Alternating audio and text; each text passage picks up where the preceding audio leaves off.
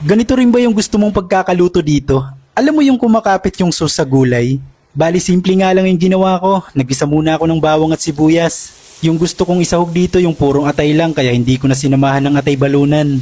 Gisahin mo lang saglit hanggang sa maprito ng kaunti. Timplahan mo na din ng paminta, oyster sauce at habang ginigisa pwede mo nang isabay yung mga medyo matitigas na gulay. Kagaya ng karot, sayote or kung ano pang gusto mong isama. Sabawan ng kaunti at lagyan mo na din ng pampalasa. Ikaw nang bala kung anong gusto mo. Chicken cube nga pala yung ginamit ko dyan. Makalipas ng 5 minuto, dito ko na sinunod yung iba pang gulay. Magdadagdag nga pala ako ng konting sabaw dyan kaya dinagdagan ko rin ng konting pampalasa. Tapos pakuluin mo na lang hanggang sa maluto yung iba pang gulay. Ganito nga pala yung ginagawa ko para lumapot yung sauce at kumapit yung sarsa sa gulay.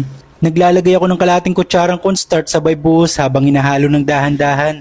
Sa puntong ito, luto na yung gulay. Finish mo na lang ng konting sesame oil para mabango. Naglagay din pala ako ng quail egg, for optional lang naman. Ayan na guys! Tingnan mo naman, parang ang sarap papakin no? Kahit hindi ka na talaga magkanin. Maraming salamat nga pala sa mga bagong followers natin. At kung gusto mo ng mga ganitong video, i-follow mo lang ako. At sa mga